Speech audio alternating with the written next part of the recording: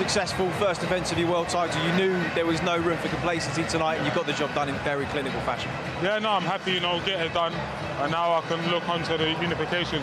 It's difficult in training. As much as I stay focused on the job, I'm so eager to get the unifications that it's hard, when I'm boxing these mandatory challengers who, you train hard for the fight, but they've got styles where they don't really want to win the same way a champion would, so I can't get my shots off the same way, but, we settled into the fight and got the job done. I think anyone that's watched you over the years is clear for all to see your progression. The old you may have looked for the right hand a little too early, but you seem to be learning the value of patience, not just what shots to throw, but when to throw them.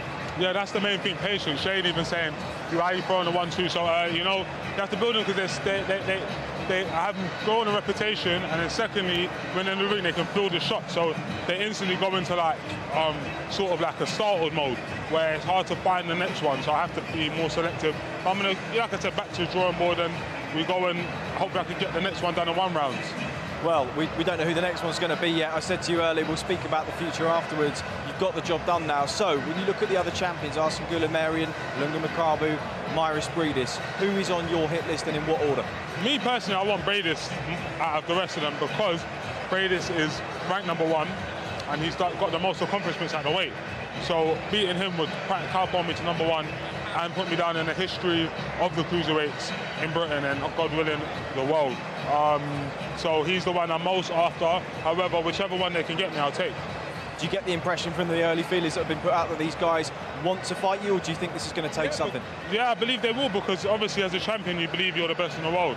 And obviously with Eddie, with Dazn, with Sky, with all of these big backers in Britain, and the British fans, 60-something thousand people, they want to see, they're going to want a taste of that. We're in it for the money and the legacy, so, I bring both. You've come a long way in the last 10 years. Anthony Josh has been a big part of that journey. To box on your mentor's undercard and defend a world title in front of the best part of 70,000 people, this must be a special moment for you. No, it's special. I mean, you've been there for the majority of it, since the amateurs. So you've seen the progression. I've had to overcome highs and lows as an amateur.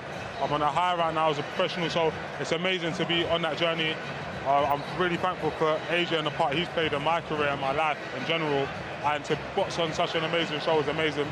And I'm wishing him nothing but love and success today. Of course, at some point in your career, you'll be joining him up at heavyweight. Yes. Have you set yourself a kind of expiry date on getting these fights and unifications made at cruiserweight? And if so, what is that expiry date? As soon as I've got all the belts, as quickly and as efficiently as I can do that, I'll go up. If I could get Bridis and then in the next 3 fights, I'll go up. But it's about how we can manufacture that, especially with making weight. I made it well this time, but we don't know about the next one. So I'm just, trying to get it done. Well, congratulations tonight, Lawrence. Brilliant performance. Cheers, thank you so much. Thank you.